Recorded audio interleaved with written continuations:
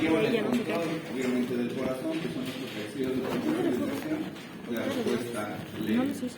Y vimos cómo estos, que tienen una función automática, que no necesitan de un estímulo, pues pueden estar despolarizándose espontáneamente y llevan el control del corazón.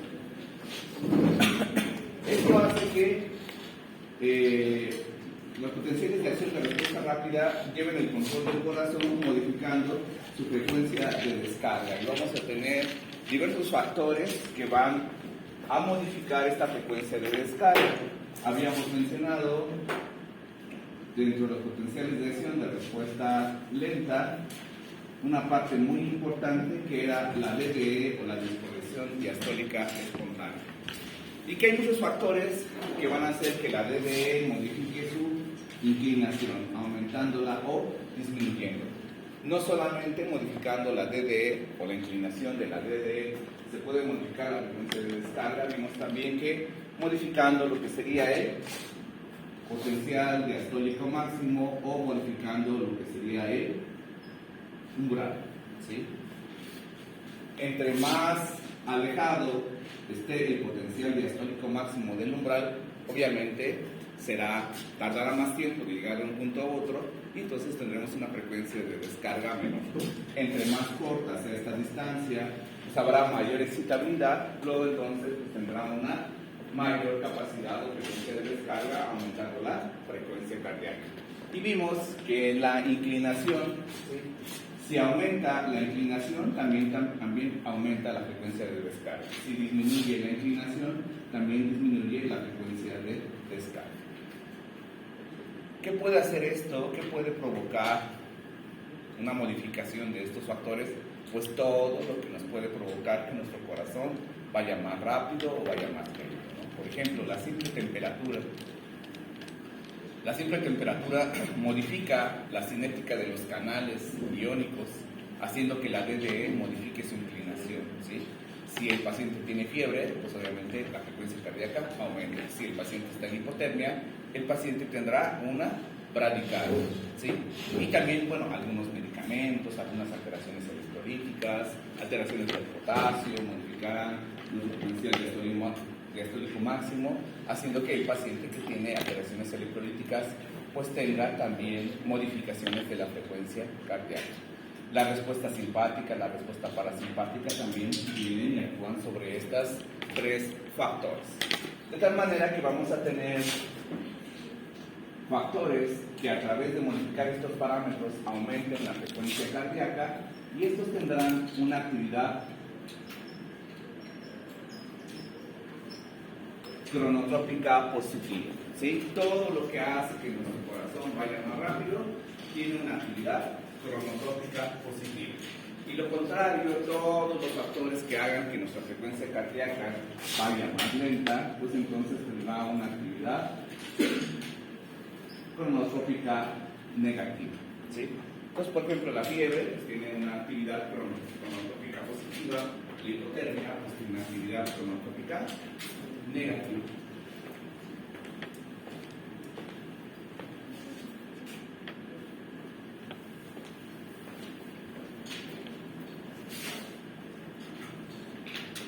Y con esto estaríamos viendo las dos primeras propiedades, que es la del pagnotropismo y lo que es el cronotropismo o automatismo.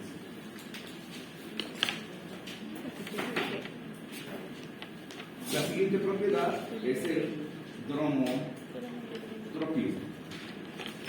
Y esto, pues recordemos que habíamos mencionado que se refiere a lo que es la capacidad de conducir los impulsos generados, ¿sí? ¿Cómo se conducen estos impulsos generados? Pues tenemos que partir desde el lugar donde se están generando. ¿Dónde se generan? En el corazón, sí, en el corazón. En el nodo sinusal, ¿sí? Entonces tenemos aquí el nodo sinoauricular o nodo sinusal.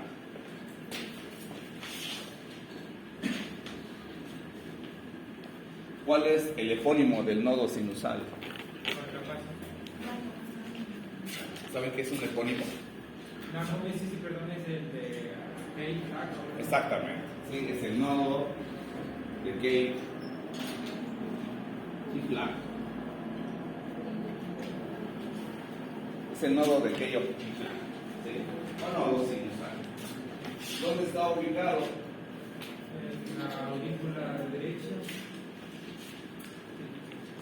Ah, pero ¿cuál es la dirección anatómica de la aurícula, del nodo sinusal? Obvio que está en la aurícula derecha, pero ¿cuáles son sus referencias anatómicas? ¿Dónde está? ¿Cuál es la referencia anatómica?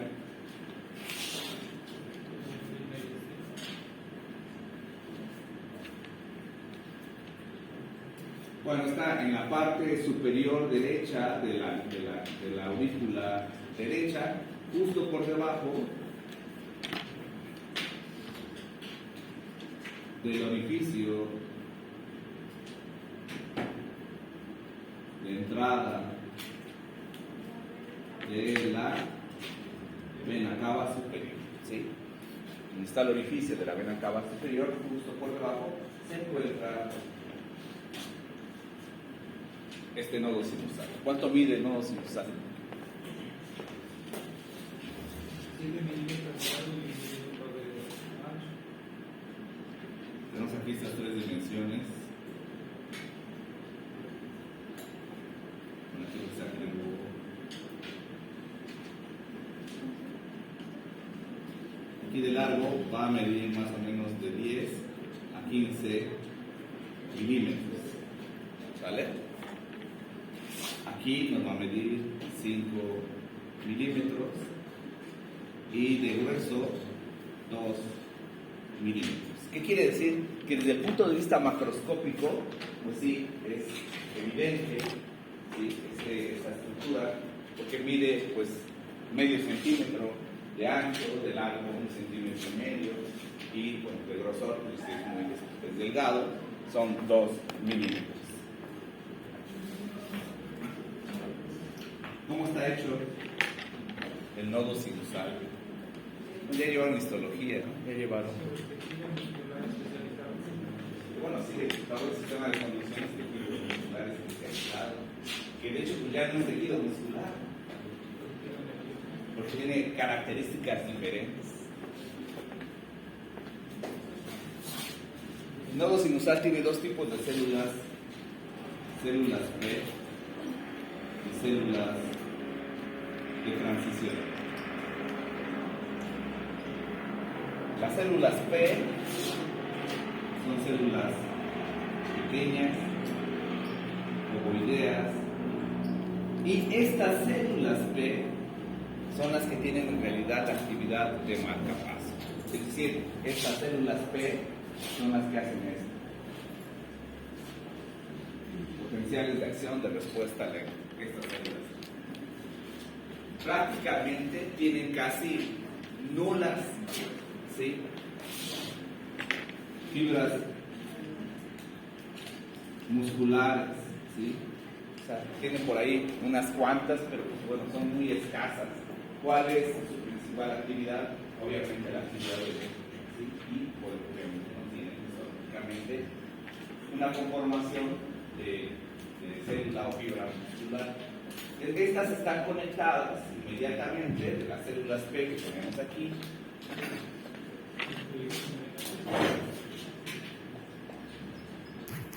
Después vienen lo que son las células de transición. Y estas células de transición, como su nombre lo dice, simple y sencillamente lo que hacen es encargar de conectar con las fibras musculares. ¿Vale? Entonces, las células de transición solamente lo que hacen es conectar el nodo sinusal con las fibras musculares. De tal manera que el potencial de acción que hacen las células P se la transmiten a las células de transición, ¿sí? Estas células de transición conducen este potencial de acción que sirve como un estímulo. ¿Para quién? para las células que están alrededor. Y estos ya son cardiomiocitos, es decir, fibras musculares de las aurículas. En este caso, de la aurícula del lado derecho. ¿Sí? ¿Y qué van a generar? ¿Qué genera ahora este estímulo en las aurículas? ¿Contracción? No. Bueno, sí, pero no. ¿Eh? Llenado, no.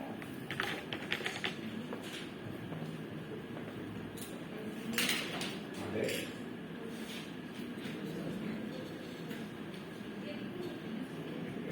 Las células B empiezan a despolarizarse espontáneamente y empiezan a generar potenciales de acción de respuesta lenta. ¿Sí? Ese potencial de acción de respuesta lenta ahora está dirigido a las células de transición, que funcionan muy parecidas a las células B, pero es una interfase con la conexión con las células o fibras musculares o cardiomiocitos auriculares. Y esto sirve, este estímulo que está generándose en el nodo sinusal, transmitiéndose a la célula de transición, sirve como un estímulo para que las células auriculares contráctiles generen ahora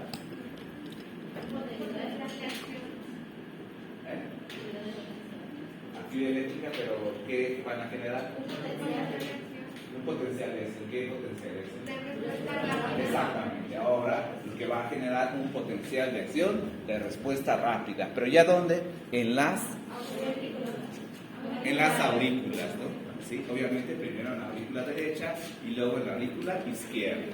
¿Qué es lo que va a pasar ahora? Pues que a partir de esta se empieza a despolarizar la aurícula derecha y casi inmediatamente la aurícula izquierda. Se despolarizan generando potenciales de acción de respuesta rápida. ¿Sí? ¿Qué célula, qué aurícula se va a despolarizar primero? La derecha. ¿Cuál se despolariza después? La izquierda. ¿Sí? ¿Cómo será más efectivo que se despolarice primero una y se contraiga primero una y luego después se despolarice después la segunda y después se contraiga la segunda, a que se despolarice se contraigan casi simultáneamente? ¿Qué será más efectivo de forma mecánica? ¿Uno primero y uno después? ¿Sí? Si yo les digo echen una porra y tengo aquí, van a echar primero una porra ellos y luego ellos, ¿sí? ¿Qué será mejor? ¿Que sean separados o lo hagan todo juntos? Todo juntos, ¿sí? Entonces, desde el punto de vista mecánico, ¿sí? Las aurículas tienen una función, ¿sí? Ya desde aquí podemos deducir qué función mecánicamente tienen las aurículas. ¿Cuál va a ser la función mecánica de las aurículas? ¿Eh? El retorno. No, pues aquí está el esquema. ¿Qué función será que tienen las aurículas mecánicamente? La conducción. No, estoy diciendo, ¿qué función mecánica tendrán las aurículas? Exactamente, impulsar la sangre al que sigue. ¿Cuáles son? Los ventrículos. Vamos a ver más adelante que la contracción de las aurículas contribuye a una parte de lo que es el llenado ventricular, ¿sí? Y estos ventrículos que tienen más fuerza puedan expulsar la sangre a sus respectivos circuitos, ¿sí? De tal manera que va a ser más efectivo que las aurículas se contraigan de forma simultánea. Eso es muy difícil de lograr, va a ser difícil de lograr. Más sin embargo, hay algunas cuestiones anatómicas y fisiológicas que tratan de que el tiempo de diferencia entre la aurícula derecha y la aurícula izquierda no esté tan separado. ¿Cómo lo logran? Mediante parte del sistema de conducción. Después del nodo sinusal, anatómicamente, ¿qué sigue del sistema de conducción? ¿Mande? ¿Los haces? Los haces. ¿Cuáles haces? El haz de His, ¿no? ¿Los haces internodales? Los haces internodales, ¿sí? Tenemos aquí el siguiente relevo, que es el nodo aurículo-ventrículo. Pero vamos a tener haces internodales, es decir, cables o parte del sistema de conducción que van a servir como cables para conectar un nodo con otro nodo. ¿Sí? ¿Cuántos tenemos? Tres. ¿Cuáles son? Anterior, medio y posterior. Anterior, medio y posterior. ¿No? Ok. ¿Y cómo se llama el anterior? Todos los de Batchman. Bachman, así se llama el primero. Tenemos primero el de Bachman. Este Bachman, ¿a dónde va? Es el fascículo anterior. Este van a encontrar en algunos libros, ¿sí?, que conecta directamente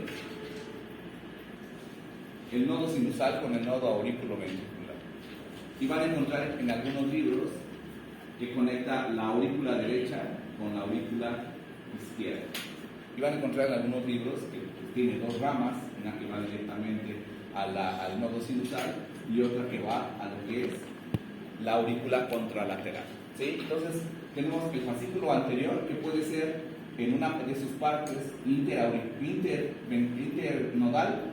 y en otra de sus ramas es un interauricular. ¿Sí? Tiene una rama interauricular. ¿Cuál es la finalidad de esta rama interauricular? Que las dos aurículas se contraigan al mismo Que las dos aurículas se contraigan al mismo tiempo. tiempo, pues sí, tratar de lograr que suceda ese fenómeno. ¿Por qué? ¿Sí?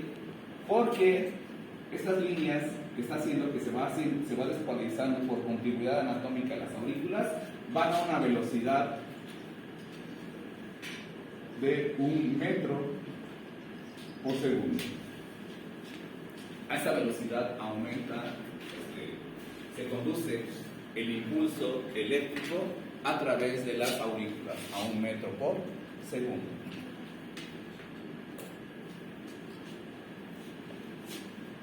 ¿Qué quiere decir? Que la velocidad en los fascículos, ¿cómo tiene que ser? Rápida. Pues todavía mayor, rápida, más rápida. Aquí la velocidad va a ser a más de 1 metro por segundo. ¿Sí? Si se despolariza el nodo sinusal y a 1 metro por segundo tiene que ir avanzando hasta llegar a la otra aurícula, pues obviamente una vez que se genera el impulso, viaja más rápidamente por el fascículo de Bachman en su parte interauricular para que llegue más rápido por esta vía a que si fuera 1 metro por segundo.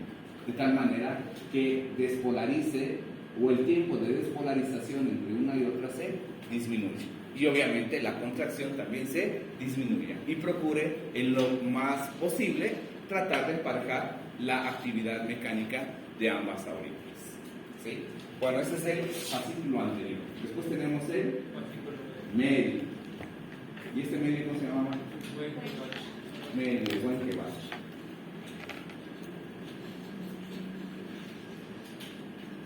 Y después tenemos el posterior. ¿Y este cómo se llama? Fascículo posterior o fascículo de Torre. ¿Vale?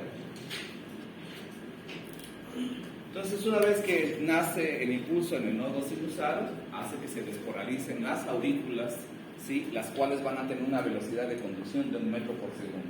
Para sincronizar mecánicamente la aurícula derecha con la izquierda, trata de despolarizarlas casi simultáneamente, mandando un fascículo interauricular Bachman que va a tener una velocidad mayor a 1 metro por segundo. Aparte tenemos la rama de Bachman que va al otro nodo, que es el aurículo ventricular, y tenemos otros dos que son el medio y el posterior de Wenckebach y de Scott. El tiempo de despolarización de las aurículas es de 0.1 segundos. Ese es el tiempo que se tarda en despolarizarse las aurículas. 0.1 segundos.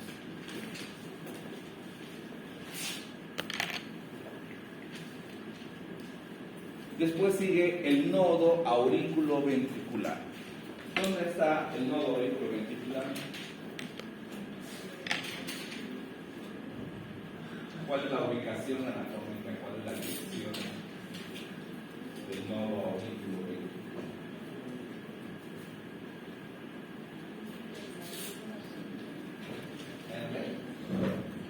A ver, ¿cómo se llama?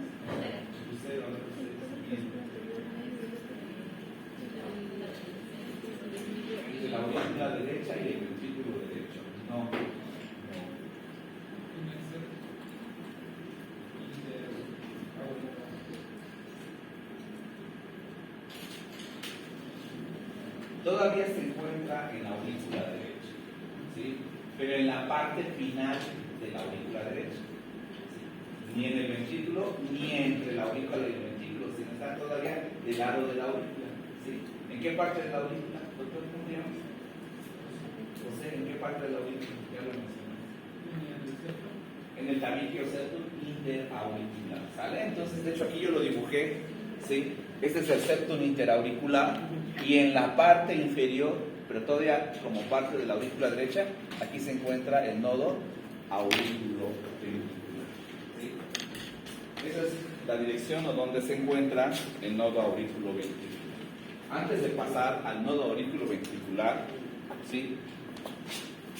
Tenemos que mencionar que las células P del nodo sinusal van a tener una frecuencia de descarga de 60 a 100 por minuto. Esa es la frecuencia de descarga normal de 60 a 100 por minuto.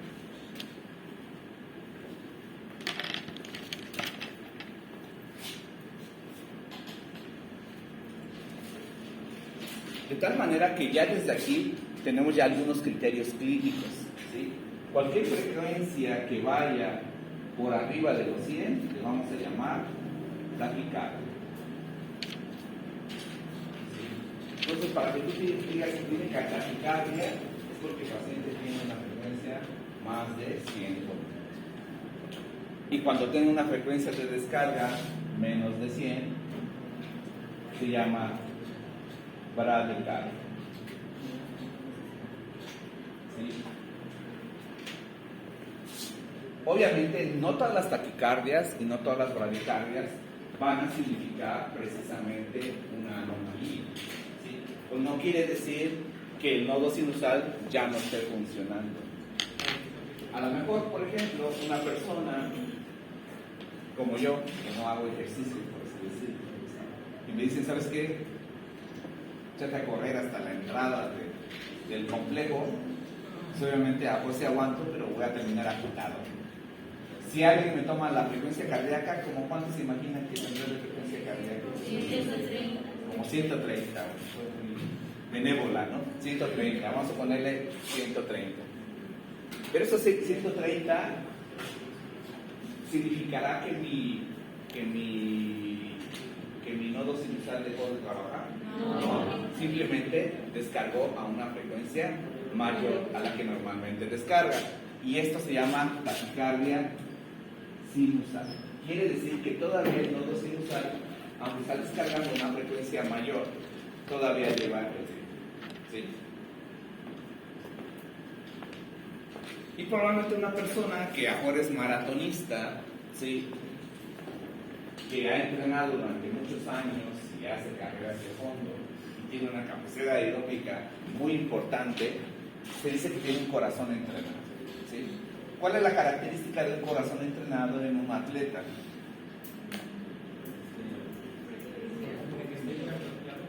No. ¿Mande?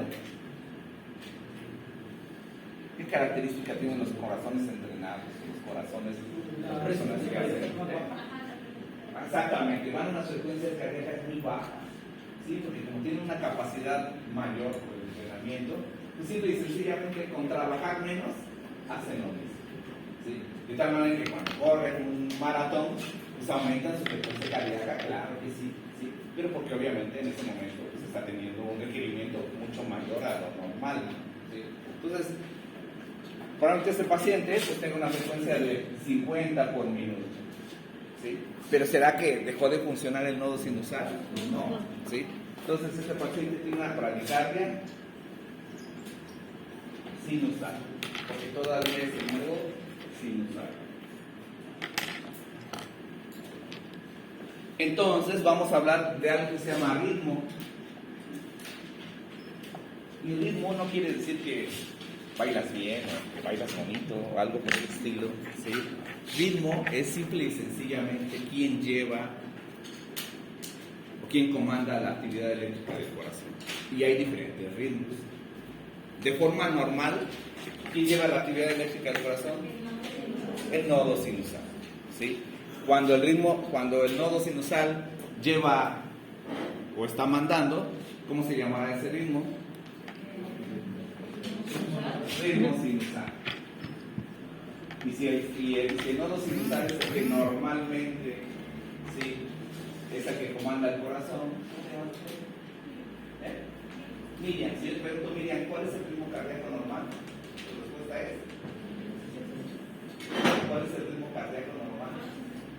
Ritmo sinusal, ¿sí? Todos, muy seguramente en este salón, todos tenemos ritmo sinusal. Vamos a ver que hay diferentes tipos de ritmo, vamos a ver más adelante. ¿Alguna duda hasta acá? ¿No? Bueno, hasta ahí le vamos a ver el día de hoy. ¿Sí? Y seguimos el lunes. El lunes lo más seguro es que no voy a poder venir.